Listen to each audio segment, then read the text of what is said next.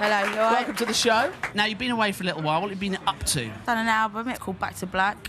How would you describe it? It's a lot more, I don't want to say more raw, but it's not got all the clever, like, jazz chords. It's not really like that now. But listen to a lot of girl groups, a lot of garage bands. That's kind of what it's like. It's a lot more guitar. I mean, I'm a guitarist. I've been listening to a lot more guitar bands. I mean, in Camden, you can't really get away from it, so... You can't? It's rubbed off on me. Would you go as far as say it's a bit more accessible than your debut? I say it was more accessible. It's not necessarily more poppy, but, you know, jazz is quite an exclusive... it's quite an elitist music, you know, and this album's a lot less like that. Was that a conscious decision? No, it's just what I've been listening to, rubbing off on me, definitely. And what would you say the main theme is behind this new album? It's the same as the last one. It's about, you know, things going wrong, and, you know, where your heart lies and when it all goes wrong, and you can have the best intentions, but it doesn't always work out. But it's a lot less like, you know, screw you than the last one. It's a lot more like, where the last one was like, you know, I'd write about a relationship that went wrong. I wouldn't be like, oh, it went wrong, it's your fault. I'd be like, it went wrong, and that's a shame because we could have done something amazing.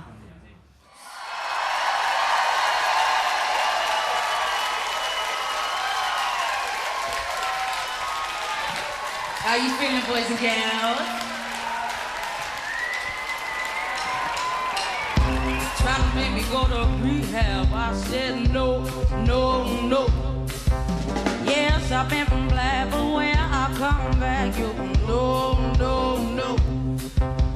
I ain't got the time. If my daddy thinks I'm fine, try to make me go to rehab. I won't go.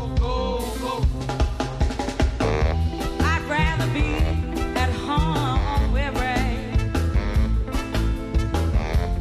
I ain't got 70 days. 'Cause there's nothing you can teach me. I can't learn from Mr. Hathaway. Didn't get a lot in class, but I know it don't come in a shot glass. They try to make me go to rehab, but I said no, no, no. Yes, I've been black, but when I come back, no, no, no. I ain't got the time. If my daddy thinks I'm fine, try to make me go to rehab, I won't go. The man said, why you think you here? I said, I got no idea. Said I'm gonna lose my baby. So I always keep a bottle on it. He said, I just think you're depressed. Just me, yeah, baby, and the rest. Gonna make me go to rehab. I said no, no, no. Yes, I've been black, but when I come back, you no, no, no. I don't ever wanna drink again. I just need a friend. I'm not gonna spend 10 weeks.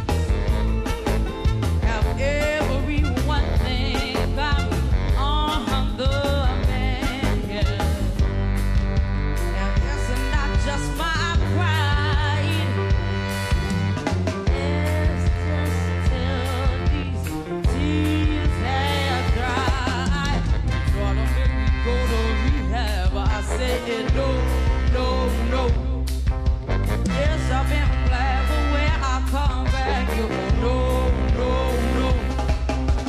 I ain't got the time. If my daddy thinks I'm fine, try to make me go to rehab, I won't go. Thank you. So tell us a little bit about the song Rehab. Rehab was when I got myself into a real dark place, and my friend of mine called my dad and said, "You've got to come and sort her out because we don't know what we're doing with her. She doesn't talk to anyone. She's nuts. She's drinking as soon as she wakes up. She's mad." And my dad comes around. My dad bursts into tears, and my dad's quite soppy. But if my dad cries, I'll be like, "I'll do anything, Dad. I'll do whatever you want me to do." So I want to stay with him. And then my managers came for me and goes, "We're going to take you to this place," and I was like, "Are you? All right, okay." And they were like, "No, we're going to take you." And I was like, "Well, how about I say I don't go?" And they said, "Well, if you don't go, we'll come back for you tomorrow." I was like, "All right, let me have a bath, put my face on." I said to my dad, I was like, "Dad, do you think I need to go?" My dad goes, "No, but just do it because it looks good for the record company. They'll probably want to see you do that." So I went down there, I met up with the fella. He said, "Why do you think you're here?" I said, because I do drink a lot. I think it's symptomatic of my depression. Like, I'm a manic depressive. I said I think it's symptomatic of that. I'm not an alcoholic, which sounds like an alcoholic in denial. But I thought to myself, now's your turn. Like I thought he was going to just talk and talk and talk. Literally went, "Yeah, I'm an alcoholic." And then I thought, you didn't ask me for my life story. You asked me why I got here today. I didn't ask you for your life story. He just went on and on. And he goes, "Oh, will you fill in this form?" I said, "How long does it take?" He said, "Half an hour." I said, "Do you know what? I don't want to waste your time anyway still." Meanwhile, my managers are in the pub down the road having like Sunday roast. It's a joke. So the line, "They wanted me to go to rehab," and I said, "No, no, no." That is actually what happened. Yeah. You were like, "No, I'm not up for it." Well, it was 10 weeks. I mean, you can hear it in the lyrics. It was 70 days, 10 weeks. And I just thought, nah, do they have a gym there? What's going to happen to who's going to feed my cats? Who's like, do you know what I mean? Like real practical issues. The thing is that, alcoholism is a horrible thing, but if you can't remember the practical issues, that's when you know you've got a real problem. So your cats saved you from rehab. They did. Thank you, Monkey. Thank you, Melina.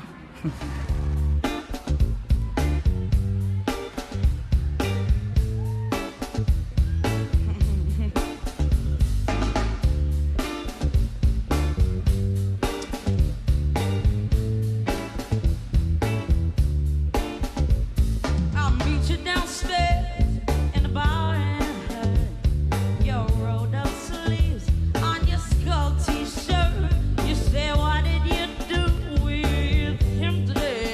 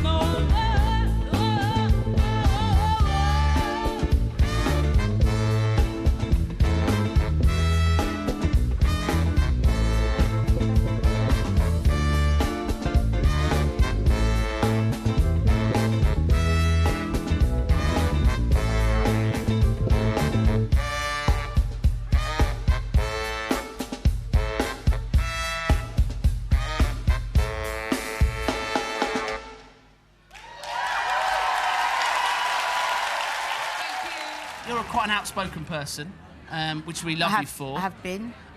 Is that something you're proud of? Does it get you into trouble? No, it has got me into trouble, and I realised things I've said in the past. I used to smoke a lot of weed. I was paranoid and I was defensive, and I had the album that I didn't know how well people would receive it. So yeah, I used to lash out. And the thing is, I used to be a music journalist, so a lot of the time I just say things that everyone else thinks. But these days I think I don't bear anyone any ill will. And I've got an album that I'm 100% behind and I love. And me and the record company get on like so much better now that, you know, I don't have to be insecure about it at all. And there's been quite a lot in the press about your image. Does that bother you at the moment? Does that make you insecure? It is what it is. To be honest, my mate Owen is a snapper. So a lot of the times I know if he's following me about, I know it's because there's no one good about. Do you know what I mean? I'll just be like, you had a dry day, Owen. He's like, Amy, you wouldn't believe it. Jerry Halliwell said she'd turn up at the Ivy, she wasn't there. Then I went to, and it's like, all right, Owen, just follow me then for half a mile. I'm like, who's going to buy these my dad? Who's going to buy these pictures? My dad. Like, do you know what I mean? I'm like, no one cares, Owen. And you don't, the whole body image thing, that's just a manufactured story as far as you're concerned. You know that. What do you mean? Well, in that when people first saw you come on the scene, you looked one way, and now you look a different way. Yeah. Has that made you angry? Has that made you, that the way people kind of have made something out of nothing? I'm furious. Good. No, I mean, like I said, I used to smoke a lot of weed, and when I stopped that, I started eating at right times. Like if you smoke weed, it takes you 4 or 5 hours to warm up to eat something in a day, and then you smoke, and you're like, you don't want to touch food because you want to keep smoking, and then about 2 or 3 you're like, I want some stodge, and it's not the right way to be. Now I get up, I have now I get up and I have a nice day. Like I'll probably eat 2. I won't eat 3 meals, but I eat like 2 meals. What are you listening to at the moment? I'm still listening to all the 60s that I was listening to when I wrote the album. Like a lot of Shangri-La's and all them girl groups, a lot of ska specials. I'm doing a specials tribute album. I'm doing it next week because me and the band, we know them songs inside out and we're not going to change them, so we might as well just do them. How did you get the kind of all-girl big sound that you've got on a song like Rehab? How did you capture that? I don't know. I think what you listen to rubs off on you, and it definitely rubbed off on me. I put down the jazz and the hip-hop for a spell. I mean, I still listen to hip-hop, but I listen to 60s more than anything. Living in Camden, it follows you about. You walk down the street, there's the Vampire shop, he's pumping out Ray Charles all the time. My mate Bowie's got a record store, he just plays dub and ska and 60s all day. And what has Mark Ronson brought to this album? Well, he's cool because when you meet someone and you want to impress them and they want to impress you, that's kind of what we did. I played him a couple of songs acoustic on a guitar, and he was like, right, okay. And then he goes, right, go home, come tomorrow, I'm going to do my homework. And that's the way he sees it, like it's a little science project for him. He can get his teeth into it. So that was really good. And he works on the Lily Allen records. Mm-hmm. What have you made of her success over this summer? She's cool. She's done well, Like when I first heard her stuff, I was like, you're going to get me because I'm pissed now, but anyway. When I first heard her, he was raving about her, and I was like, well, she sings with a British accent. What's one got to do with the other? When I saw her style, like she's got her ghetto earrings like me, and she's just like, I thought she's like, me and her are the same. We're the kind of girls that meet each other and either love each other or it's just like, you're a dickhead. She's excuse my language, she's cool. The girl's cool. Mark's got a set at the minute. He's done a couple of festivals this summer. He did Festival, and I was coming down. I saw her down there. I didn't even know she was singing. And then we were having technical difficulties. I wouldn't have gone to speak to her unless we were introduced. I wouldn't have gone up and gone, hi, you know what I mean? Not because I'm rude, but just because it's like, great, give a fuck. You're not my mate, you're just the girl that sings as well. And he was talking to her after I went up to him, and he was standing with her, and I said, he said, oh, we've only got time for one of your tunes. But I thought he'd said, we've only got time for one. And I said, what about Lil though? And he goes, oh yeah, she's going. And I was like, oh, cool. And then I introduced myself. She's lovely, she's really safe, really nice girl. Anyone who's got manners, I like. Anyone who's got bad manners, you don't like. Is she amongst the kind of the music that you're listening to now? The current music? You listen to anything current? Or I don't listen to anything. You live in solely in the 60s. It's quite sad. All I listen to is like I said, Shangri-La's. Like say in a good mixer, all I listen to is. The only tune I listen to that's recent is that Zooton's tune Valerie. I love that. I've rinsed that. I'll put it on 5 times in an hour and not even realise. And all the barmen just silence it when it comes on. They're like, and then they look at me just like, it was on 10 minutes ago, Aim. I listened to that. I listened to the Zombies. She's Not There. I love that tune. Or that's a good tune. Body Ebb or the Velvelettes or the Contours. Cool. Final question. What are your memories of this place? Good memories. Naughty memories? No,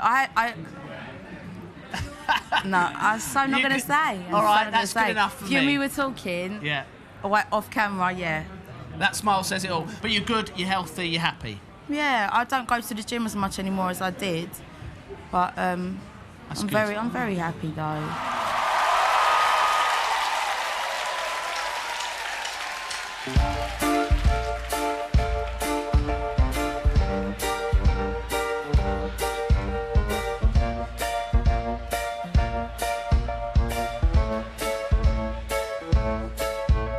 He left no time to regret. Kept his wet where his stain